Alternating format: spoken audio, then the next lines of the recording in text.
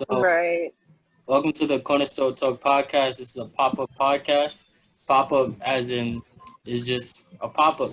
Wasn't planned. We're just gonna talk about all that's going on in our Right. community. Yeah. So we could start off with the increased shooting in our community. I feel like it's the coronavirus that kind of amped people up. They've been inside for too long. It's not an excuse, but normally in New York we have a bunch of shootings in the summertime. It gets hot and then they start. That's a fact. So by them being inside for 3, 4 months, and then you have all the protests and stuff, it's all a buildup. And then out of nowhere, all these bunch of fireworks. I don't know. I feel like it's something more to it. It's been an increased shooting these past few weeks. Back in the Bronx, some kid he just graduated high school. His name was Brandon Hendricks, if I'm not mistaken. He was at in a park or whatever, and he was shot. A 1-year-old was shot recently in Brooklyn. Corinne and Kareem could talk about the Canarsie shooting. Yeah. 4 separate shootings, and they somehow all connected right back. So we just gonna talk a little bit about the shooting and how the police presence is just not there. So I don't know, whoever wants to start talk, whatever. I mean, I'm gonna start off by saying I think like a lot of these people out here, since the cops is not much in the community, a lot That's of a these fact. dudes are like, yo, I can't risk it now. Because looking at the news, like the killing that happened in Canarsie, the guy went to Rockaway Parkway. You were down a whole street and you shot 5 people like at different places, but like you driving down a whole block and they're shooting people for fun. Like I feel that like the lack of like the cop presence being in the community, I feel like they're giving the people that want to do delinquent stuff, they give them the opportunity and the motive to go out there and do what they want to do. And one instance is like down my block, they normally be like cop cars and lights, they close grocery projects. I haven't seen that for the last 2 or 3 weeks, and since then, all you're seeing is like a lot of violence going on. It's just like the cops being petty, pretty much is like, oh, so yeah, you guys gonna protest? We're gonna remove the resources from the community, and then now the people that are been being delinquent, then I was like, all right, so the cops gone, we can do what we want to do. That's how I see it.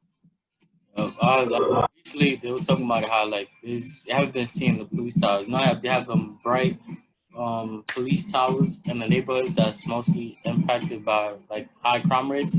Those is most likely no longer there. So the police presence is nowhere to be found. And it's all the impact of the recent protesting of George Floyd, Breonna Taylor, Ahmed Aubrey, and all the other lives that was lost within the police violence. So what do y'all think about the police presence not being where it's supposed to be? Can you repeat the question? So as you know that there's the police presence is basically not there, and it's probably a little petty result from the recent protesting of the innocent black lives that have been lost. So they all protest and defund the police. So by them protesting defunding the police is just not within our neighborhoods anymore. So in a sense, they kind of distance when it comes to the high crime rate and the shooting. What do y'all think about that?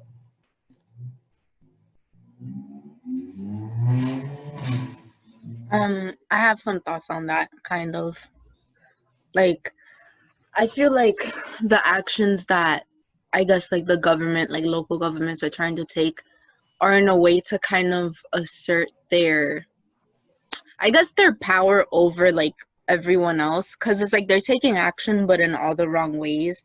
So it's like, when people call for like, hey, like defunding the police, like putting that money where like it could help the community better, the police respond with, oh, okay, we'll remove everyone from like, or not everyone, but I mean like the police from like um very very dangerous areas, and like completely like just stay away from there to show you like, like that you need us. But in reality it's like they're only doing it to make it seem as if like we can't survive without the police.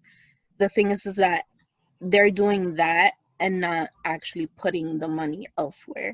They're kind of making it as if like because we're still in poverty, we're still dealing with like high crime rates and stuff like that, because like the money isn't going where we need help the most. It's just like they're making the police disappear, and then it's like leaving us on our own. They're not really making any change. So yeah, that's what I have. Like, that's what I feel.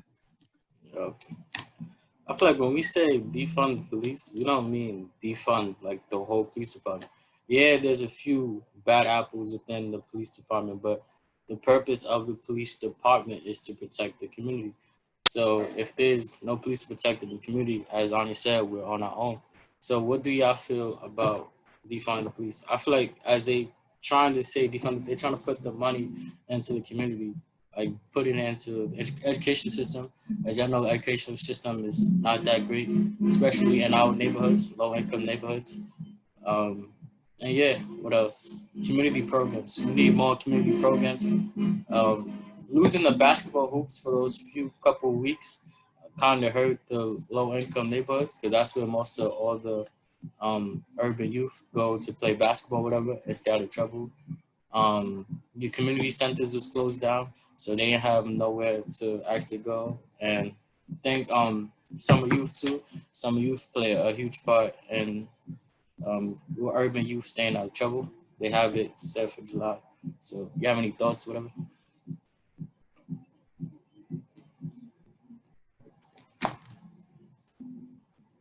I'm sorry, really. I tuned in. Oh, I'm sorry. Oh, you could go, girl. My bad. Oh no, it's okay. You could go.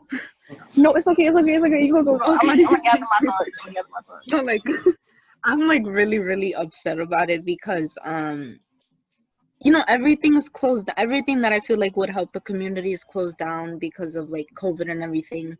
And it makes sense, but also it's like, what are we to do then? Like how can we like continue to keep like people out of trouble? How can we continue providing for our community? How can we continue like helping kids that are in need when none of that stuff is working anymore?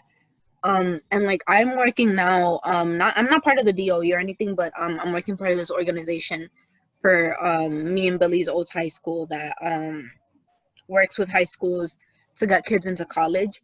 And because the DOE is defunded, or well, the DOE is being defunded in general, like there's budget cuts across the board. They're telling high school principals like, oh, work with what you can in-house, as in like find your own counselors in school to try to get these kids through college, when in reality is like they don't have that. We don't have any of that. And now like the fate of my organization's future is like, it's like completely uncertain because it's like they don't have the money to like keep us employed, and these kids are not gonna have any guidance to apply to colleges or like like have a future after high school. And it's like it gets me so angry because like no one's responding to the COVID situation in any right type of way. Like there has been no proper response to what the fuck is going on in America in general. Like we're like completely behind on the rest of the world. Like we're probably the only country that's dealing with like a rising, well, besides like other, I guess, like ultra conservative country. Like I know like Brazil, their president he's also a mess, where it's like they pretend that COVID doesn't exist, and it affects Black people, and it affects Latinx people, and it affects like poor people the most. Like people may say like, oh, I don't see anything going on, when it's like you're not part of the communities that's being affected the worst by all of this. So yeah, I'm just angry.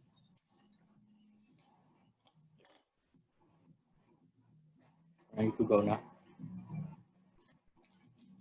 Hold on, y'all. Okay, hold on. Yeah, to agree with what she said, my friend, she's in this program, and it's for like people in Brownsville, like for the similar thing that she's doing. Anya, I think, yeah.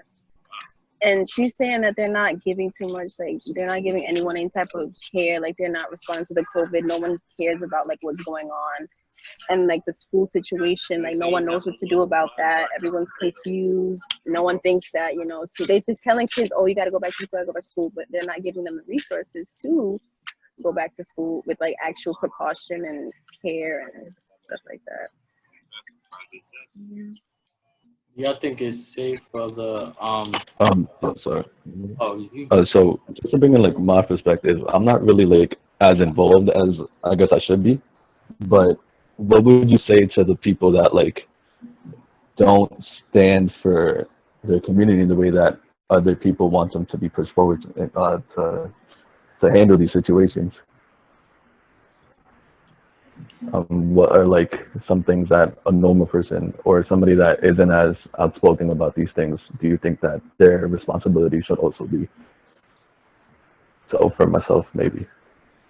So you're trying to say there's people that's not as outspoken as we are.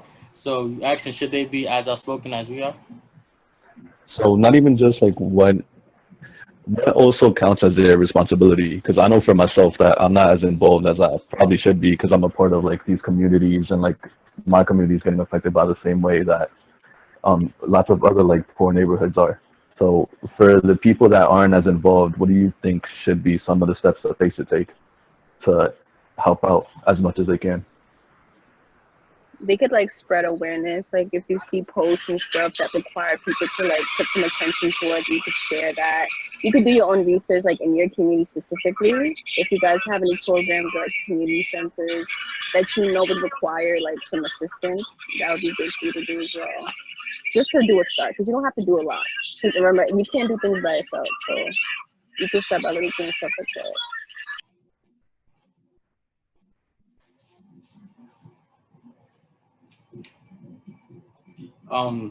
Back to what she was saying, helping spread awareness. Everybody in this generation we use social media. So I don't know, just using social media as a source to spreading messages. Community centers. If you're not helping within the actual community, just try and volunteer at the community centers. Community centers is meant to help our neighborhoods. There's one specific community center that I know of that I'm associated with in a sense. It's called Next Generation Center at Southern Boulevard, 1522 Southern Boulevard. That community center is what I believe me and my other guests yesterday in the co-events group, we were talking about it. That center is the focal point of helping the community and helping all youth and older people. So yeah, anybody else want to add on to it?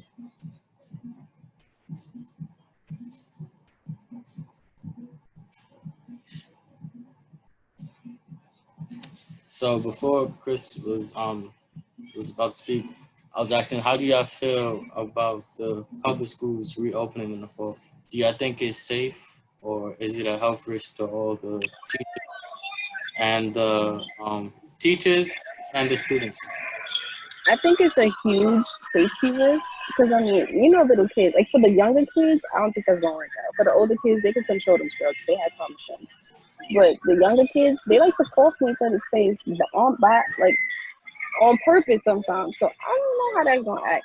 And then the teachers, there's some older teachers that's been teaching for 20, 30, 20 years, 30 years, and they're telling them to retire on like early because of the fact that they don't want them to be a risk. But it's like, why do I have to lose my job just because you can't find a different way for me to actually do my job for these kids? So that's another thing. And I just feel like it's really unsafe for these kids. I know younger kids aren't as affected by COVID as older populations, but still the risk of there's too many factors that they don't take into consideration for them. So I don't know about that. Maybe they should delay it a little longer and stay online. But like my mom's a teacher and she doesn't know like what's going on. Like she works for the DOE. They don't know what is happening for them and like what the next step will be. But they should really take into consideration these kids' health as well as the teachers, because the teachers got to teach the kids. You can't teach kids without teaching, you know? I feel like they just waiting on Governor Cuomo to make a decision, because at the end of the day, him and the mayor have the final say. So I think Anya wants to speak. Oh no, yeah, I agree with all of that. Like I'm honestly really, really worried about the kids, because the way that people like, or at least like governors in other states talk about it, or like government officials, they kind of say like, oh, you know, like only a few, like a small percentage of the population might die. And it's like, do you know how like how crazy that sounds coming out of your mouth, saying that like, you know, schools are going to be open, but we're just going to have to sacrifice a couple thousand kids in the process. Like I'd rather us stay online But then that calls into question, like, you know, parents have to go back to work. Kids probably only get their own, like, their few hot meals from school in the first place. Like, how, again, it's like, how are we going to be able to support kids when it's like they can't go to the only place where they probably have the only support? And like, who's going to take care of the kids when the parents are working? Who's going to do this, that, and the third when it just like, the thought of how much COVID has like really, I wouldn't say like it's brought issues to light, because these issues have always been there and it's always been people talking about it. But I feel like it's just exacerbated the problem with a lot of things, because now it's like all of these things are more like in front of your face and they're more urgent, because it's like we got to get this resolved by basically next month. A lot of schools are planning on opening next month. I know New York State starts in September, but they're Florida. I know my cousins, like, it's a mess over there right now and they're still talking about opening schools in August. And it's like, how, when there's so many people dying every day in that state? And it makes me so nervous. Also, the fact that this past semester with the online Zoom for the little kids, there are some kids that haven't shown up for any of those courses. And it's because of the trans, like they don't have access to the internet. Some of them don't have laptops or phones to use. They don't have the resources. So it's like, how are they going to do that again? Are they going to provide the kids with iPads and laptops? Probably some, like I know my mother's school did, but I know a lot of other schools that don't have the resources aren't able to afford like a million iPads and a million laptops for these kids. So I don't know how they're going to do it. They have to also put that into consideration too.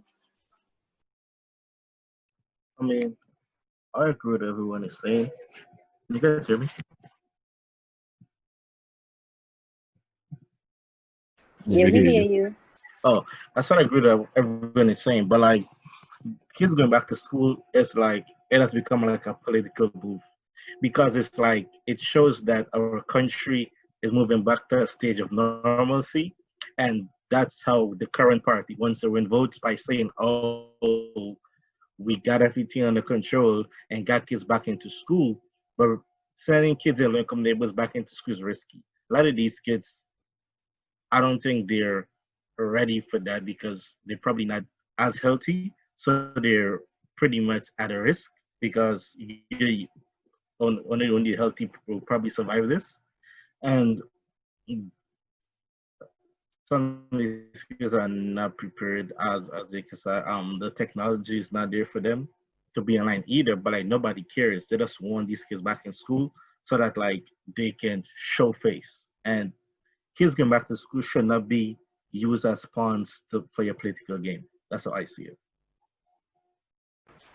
Yeah, the biggest problem here is that there's no like preparation for this. You know, it came out of nowhere. So a lot of I know that it's a problem for like a lot of older teachers that like don't know how to convert to go online, and like the way that they're trying to handle the situation is like making kids only go like 3 days and like max out that, like have longer days and have them there. But even if people only go for about 3 days, the fact that they're still gonna be all like gathered there, they're still gonna be contaminating people. Like they're still gonna, it's still not the best way to handle that situation. So I feel like if there is a solution, it has to be the best way to um, limit mistakes because there's no way of trying to stop it. So there should be a way to adjust and adapt to it.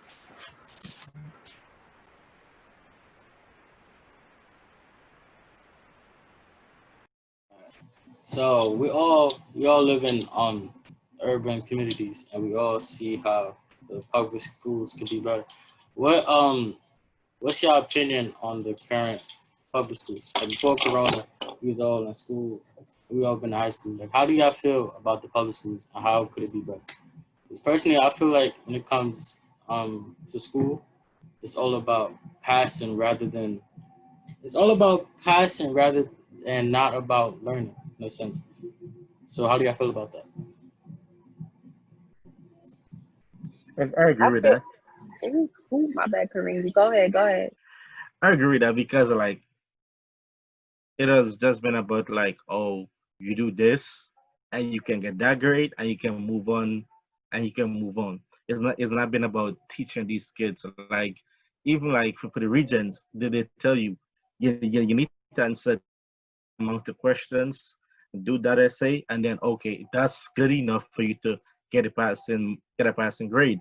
It's not about like learning about the history. And even now when Corona happened, like a lot of these students were struggling, and then it suddenly was like, oh, we're gonna pass. Oh yeah, everybody's gonna graduate once they just find a name that they want to do a region. Some of these kids are heading into college right now in the fall, and they're not college ready because teachers was like, oh, we just gonna pass everybody and blame it on Corona. But some of these kids are not college ready. Teachers did not take the time to get kids ready for seniors, especially for school in the fall. And a lot of these seniors that are leaving these schools are coming into college way unprepared because teachers just give up on them at the end. I was just like, okay, we're gonna give you a diploma once you just do this or do that. I'd like to add on to that. I agree that, you know, oh, wait, sorry guys, I missed introductions, but I'm Mr. Chin Kee Hee, teacher at Bronx Lion High School. Two things I wanted to comment on was just, um, like I went through the New York City Teaching Fellows, and what they taught us, like through basically a boot camp summer, was classroom management. They didn't teach us how to teach content. They didn't teach us how to connect with the kids. They didn't teach us anything except classroom management. Like, your kids need to be doing this. They need to be sitting this time. You need to manage behavior this way. And it was a very robotic way of teaching that you then had to perform at the end of the summer in order to pass. So that's, I think, one way teachers are not ready. Like, new teachers are not being trained on how to actually teach in their content area. They just being taught how to manage classroom behavior, which I think is an issue before Corona and even still after. But the comment about students not being ready, I agree. I mean, if we're just passing students, like the lowest grade right now we can give you guys, not you guys, but our students is 55. A 55 if you're attending class like twice, and a 45 if you didn't attend the class at all. And that is not even like a fair system for the kids that are actually showing up. But I think that's one way that the Department of Education right now is failing. Like, they're not training teachers properly, and we're not able to connect with the kids because we have to perform in this robotic kind of work.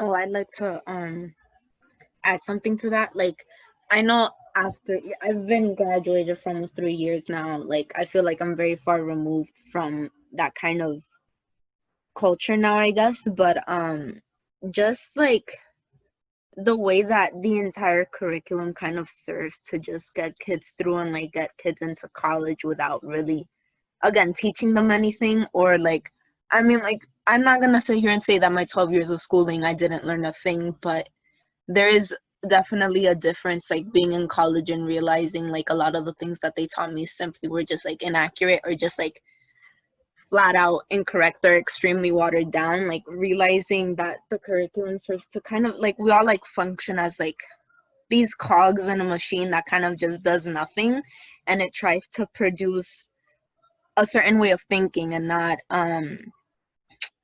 what am I trying to say? Like, it produces like kids that think a certain way, not kids that can think critically. And I think that that's really important because it's like, you know, with kids that live in underfunded areas and go to underfunded schools, like, they're not, like, a lot of corners are gonna be cut. And like, I realized this, like, going to college, I'm like, wow, like, I feel like I'm so far behind like compared to like my peers. Like, I was constantly very, very, very conscious of how I like spoke in class and how I did assignments and like how I spoke, because it's just like I didn't get the same quality education as like everyone else that I went to school with, or I'm going to school with right now. Like, I go to school in Boston, so it's just like, it's a very white area. And like, coming from the Bronx, where it's like, you know, we were kind of taught to like get the question right and not think about the question and like learn different ways of answering a question. Is kind of like, I don't know, it just, it kind of sucks and I really don't like it, and it's just sad because it's like that's just how the system is, and it isn't one individual person, it's just like that's just how it's set up, and it's gonna take a lot more than a few people being angry about it and being critical of it for it to change. Like it's gonna take a lot. So Also, not also, but more like a new point. I was trying to figure. I thought about that the other day. I was like, wait, because I see my sister. She's in fourth grade now. She's in ninth. She's in fourth grade, and the way that I see her do work and the way that I see her like progress through her classes is completely different from the way we had to, like collectively, at our age group. They don't. They kind of just do work, as y'all said, like to get it done. They don't do it to understand it, and they don't think critically, as Anya said. Like they don't. They just do it because like I gotta get this right. They don't understand why they got it right. Like they'll solve a question and not know how they actually solve the question, which is like that's hindering them more than it is, helping them later on. Like if they needed that to benefit them in their career, they wouldn't know how to progress, which makes it hard for them to figure out what they need to do in the future because like they just doing stuff to get it done, to get to the 100%, but they don't know how to actually get to that 100%. And to add on to what Corinne said about doing things in the future, from my graduating class, like looking back at them, looking back at where we came from, it's like a lot of these kids, like they do what they gotta do to get a diploma. But like when you in college now, you get exposed. Because a lot of these kids now is like they got a passing grade for the algebra and the English, but in schools they're in remedial classes or like these I forgot what they call, but like these intro classes that like you have to do certain things to go to to move on to like real college courses. So these kids are stuck in these courses because they weren't ready. And then a lot of them is like, all right, I've been in college 2 years, struggling to make it out to remedial classes. And then now they're stuck in like this lingo. Now it's like financial aid and all of this like loans and stuff. Now you're like concerned about yourself. Like I've been in college too long and I'm not getting anywhere. But like you didn't have that solid background to progress in college.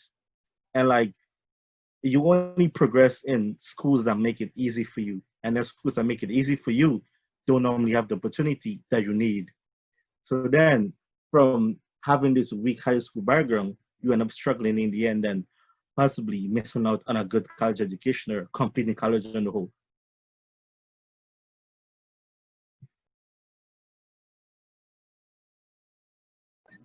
I would just like to add on to that too.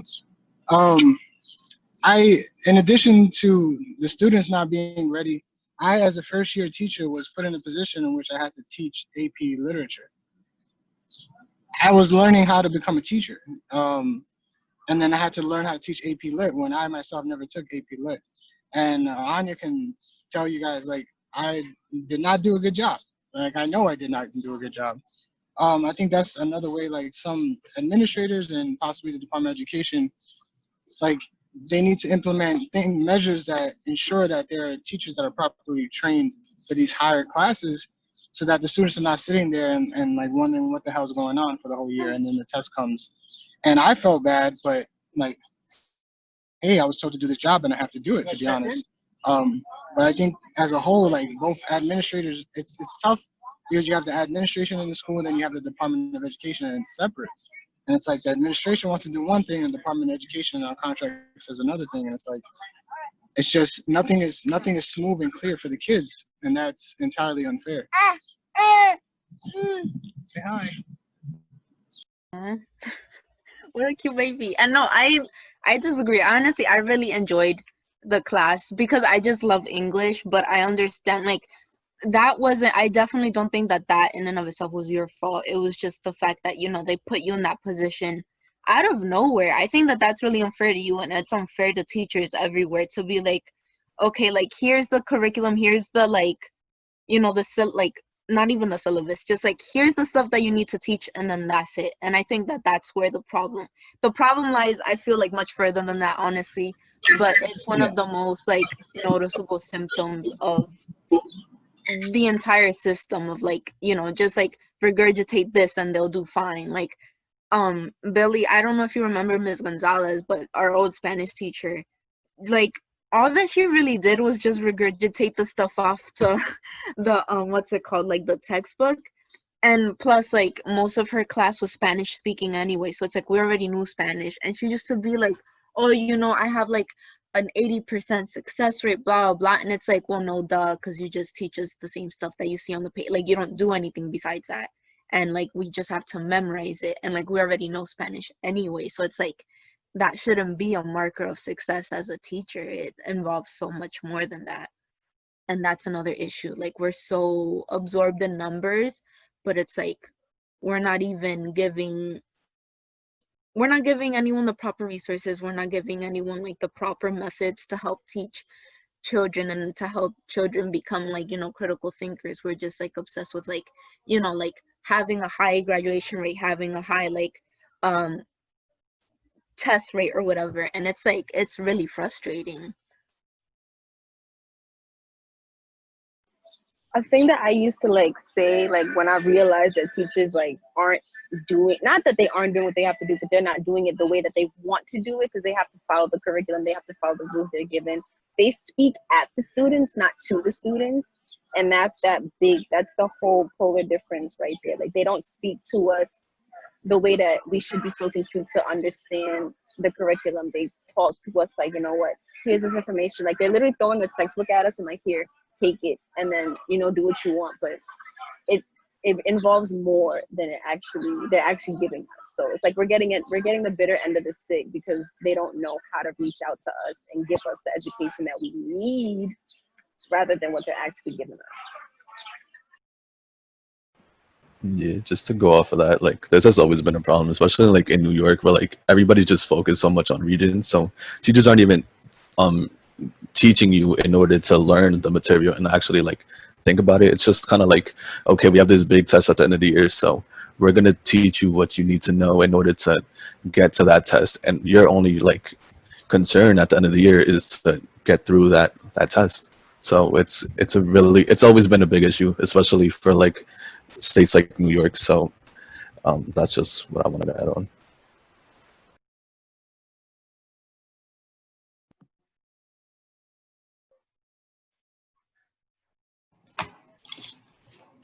I feel like in public schools, even though I feel like we're just there just to get past, the impact of certain teachers that they leave on us plays a huge role in us moving forward.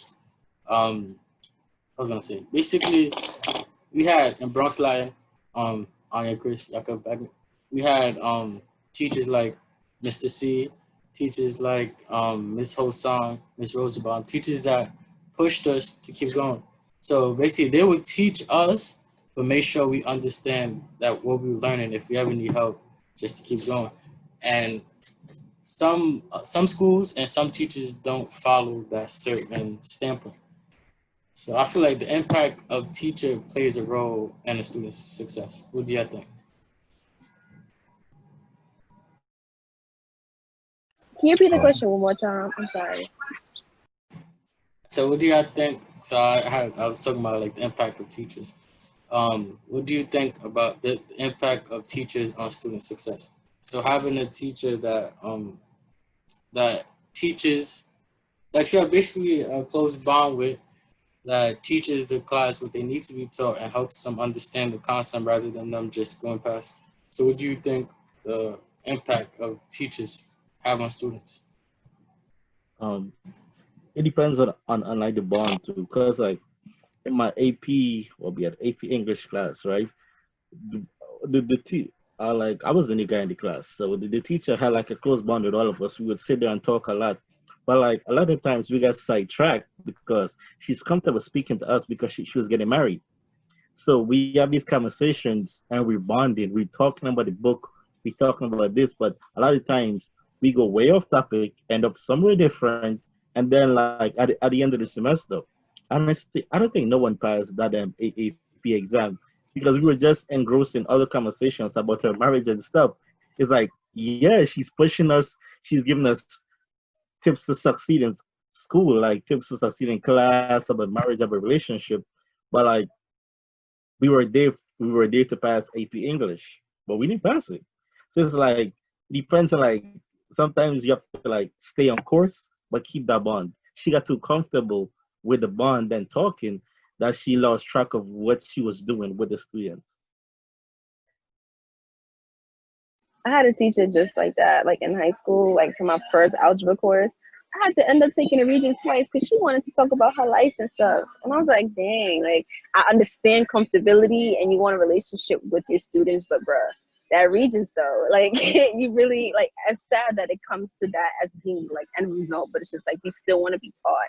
But it's like you have to understand there's a big difference between being comfortable and teaching as well and not just being comfortable with your students for leisure purposes. Because I also had a teacher, Miss Samuels, who's like the greatest teacher of all time that I've ever had in my entire school life. And she like taught the curriculum plus more from personal experiences. And it gave us personal experience because we were understanding where she was coming from. So she's teaching us about Black history in history class, but you know they don't really teach about Black history in the history classes. So us to get that plus more, it kind of just made it a more better bond, a more beneficial bond, rather than just a, you know, I'm at school, I'm gonna go see my cool teacher. Now I'm gonna go see my cool teacher who taught me something. So if we have more people like that, that's like the better version of the comfortability aspect for teaching. I feel like that's also a point that's like very underlooked by schools that employ teachers. So depending on where the teacher's from or like how she talks to their students really depends on where the students and the teacher's also from. So we had like in Bronx Science a teacher who taught English, and he was like this really white guy, but like it's a very Latin and like urban community. It's a Charles. Black and Latin community. Yeah, Mr. Stewart. And it was really hard for him to connect to the students, and he didn't really teach us anything that entire year. He kind of just gave us books. He was a literature teacher, so he kind of just gave us books, told us to read them, write an essay. Okay, we got it over with. And like after a year or two, he had to leave the school because he just couldn't um, handle the students there. And it's a part of that relationship that teacher has with the student. So if a teacher isn't suited to teach in the area that the community lives in, I don't think that they should be getting employed there, regardless of their like qualifications. He was a good teacher, but he never really got to the students. Yeah.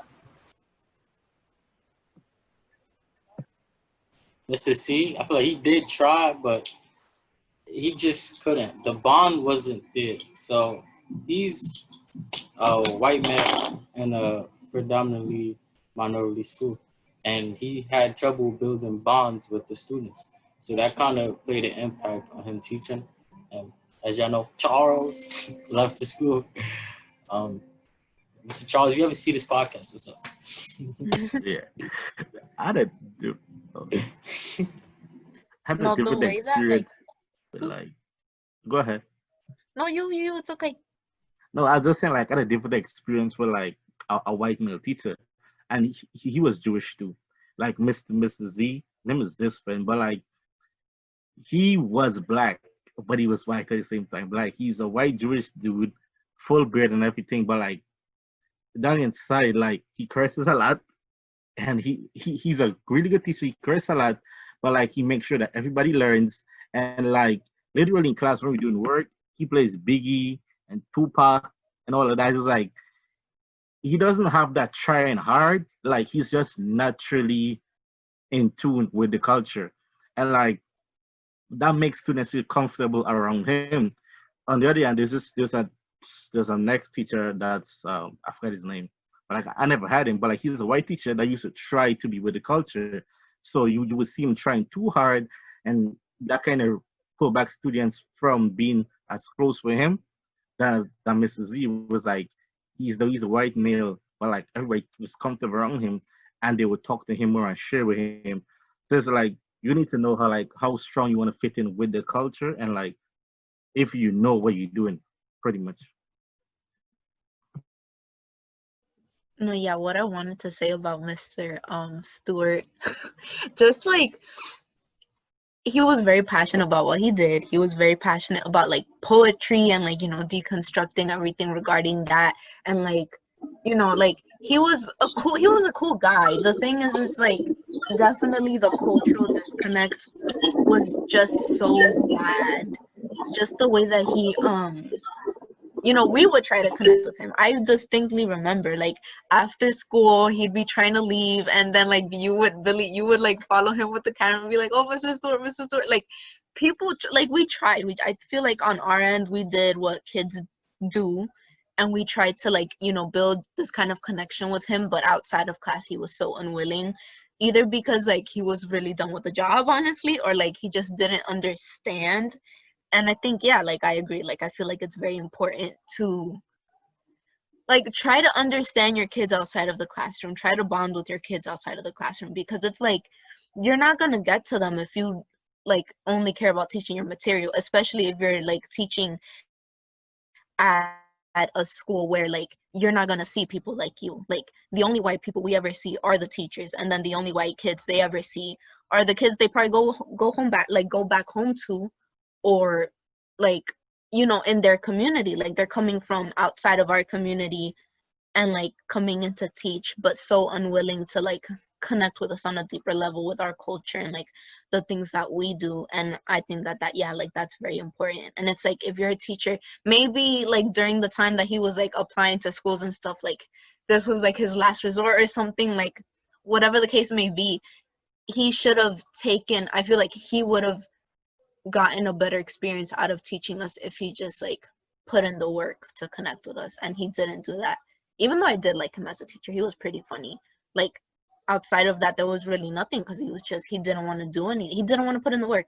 And to be a teacher at an urban school, at a majority Black and Latinx school, you're going to have to put in the work. And that's really it.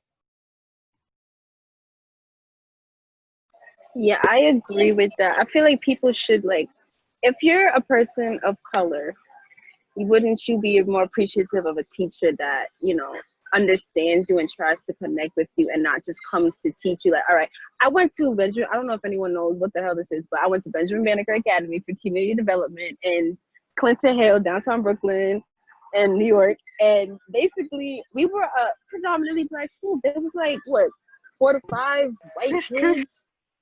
Like, so it's just like, yo, we had a predominantly Black teachers as well.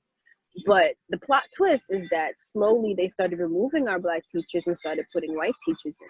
So, because they saw that our school was teaching about, you know, the history of the people that weren't just white. You know what I'm saying? Teaching us about the white history, not the actual Black history and the other histories that are also important. So I just feel like if they have these, you know, white professors and white teachers coming into these public schools and universities as well, they should also make sure that they are culturally aware and be able to teach us, because I don't feel comfortable sitting in a classroom with a teacher that's just here for the job. That's not, nah. You can't be that person to be there just for the job, not to actually be genuinely engaged with your career as well as the students that you're teaching. I feel like the culture aware white teachers too. I feel like some schools kind of shit them off to the other schools. Cause Mr. Z, like, he taught the school for like 3 years, but like they transferred him to our next school because the assistant principal said he goes to the bathroom too often and he leaves his class unattended. Because Mr. Z, he's on his health wave. Okay, he has that big gallon of water and he drinks it. So sometimes you tell like, oh, he's going to the bathroom to watch his class, and like that became an issue for her, and then he had to leave the school just because she says he goes to the bathroom too often. But like Mrs. Z is the pretty much the only white teacher that students feel comfortable to be around and hang with and do things with. And he was even at our prom. He showed up there. He had a Black girlfriend, and that was a whole 30 seconds of people just plot twist. people just was like admiring them together. And it's like, boom, 2 years after that, he's not at school no more when we go to visit, because he and the assistant principal had some run-ins. And I was like, but it wasn't that serious. It wasn't that serious for him to like get transferred or whatever.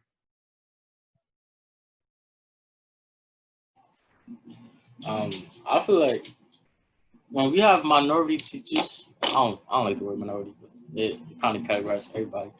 But when we have African American and Latinx teacher, I feel like we connect with them on the deeper level, especially in high school and especially in college.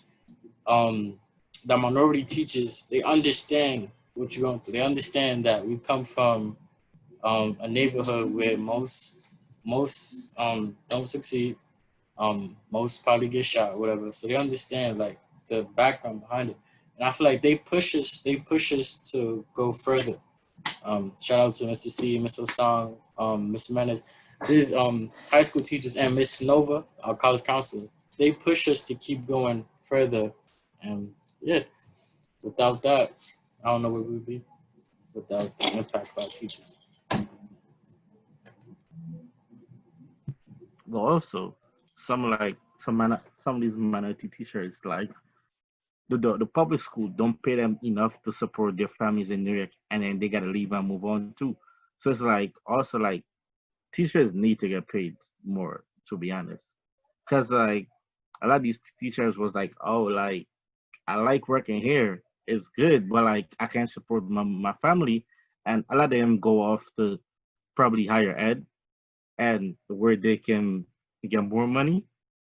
Cause like my college advisor, she was there, but then she went off to work at a college. She said she was getting paid more there because she got like a mother and a grandmother and stuff that she has to provide for.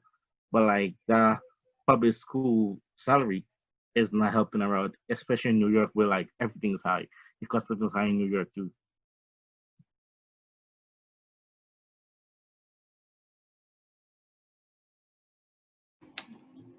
So as the podcast comes to an end, I just want to do a mental health check-in with all the guests. So how's your mental health stage with all the COVID, the racism, the Black Lives Matter movement, um, and just everything? How is your mental health stage? For me, my mental health is pretty good, thank God. But I know others' mental health is kind of struggling with all that's going on. Some are jobless due to the pandemic. Some can't pay their bills and they're stressful. But I'm just glad that I'm not going through that. So, what is your mental state? Your current mental health state? For me, it's kind of like it is kind of bad right now, but I am like, I'm going to therapy. I'm like doing what I can to like cope and stuff. But like, yeah, with COVID and everything and kind of like the family stress and like my grandma's in the hospital right now, so it's kind of been really hard on my family. But yeah, therapy for one. I've been transparent because I also have to work. I'm part of an org for my school. Like just being transparent with them about what I'm dealing with at the moment really does help. And also like just knowing that I love my family, but I'm really ready to go back to school even with like all the restrictions that they have in place in Boston. Like fine by me as long as like I'm in an environment that'll help me learn, because spring semester was a mess, but knowing that like I have something to go back to makes me happy. And like while it's bad, like it's getting better. So yeah.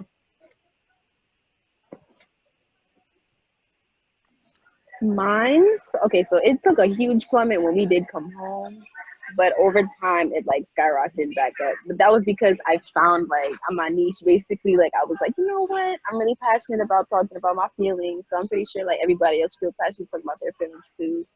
So, and being home, as Anya said, it kind of stressed me the hell out.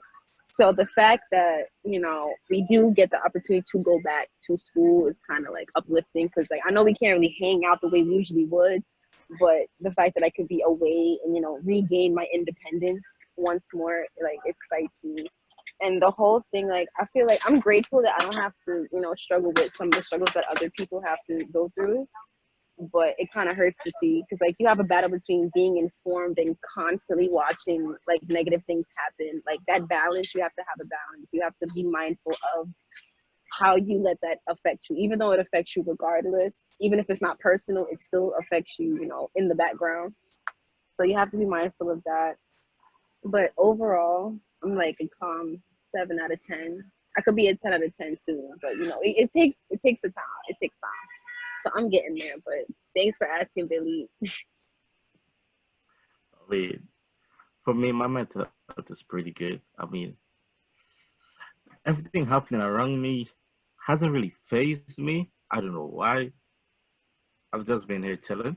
But like it's like because I've always had that balance in my life where like I don't just be there just ingesting a lot of negativity.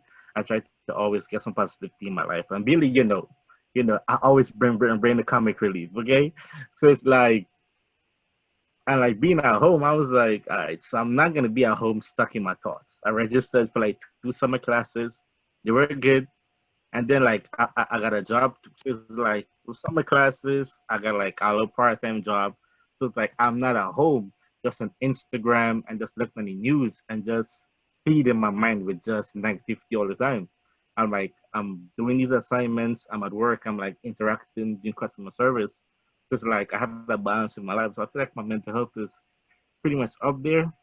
But hopefully it continues into that fall semester, because that fall semester it looks like a mess.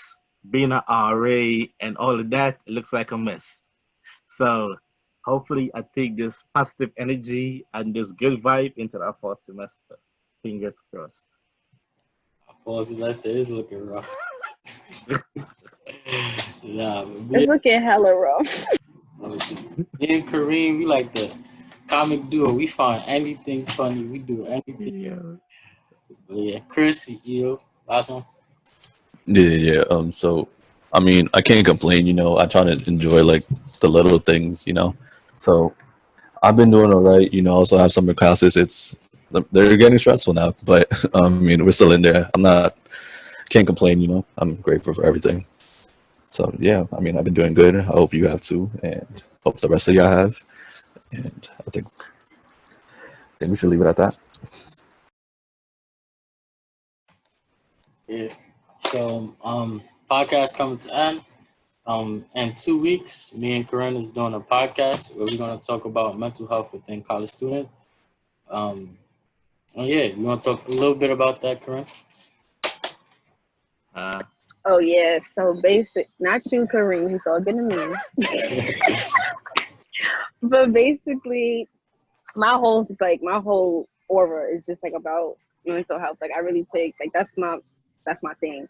So basically, I just want to touch on the fact that us in college, it really does take a toll on your mental health, especially when you make that transition. Like if you're a freshman, that can either hurt you or like you could do really good. So I'm gonna touch on that and the whole COVID thing. Like how has COVID been affecting us in this time? Having to see our brothers and sisters just constantly being killed or in bad situations due to the fact that we aren't the most liked community on the planet and stuff around that sort. But I'm gonna write a list down because I gotta have more stuff in that. So Yeah. stay That's tuned, good. That's y'all. good. That's good. Speak. We have to see now.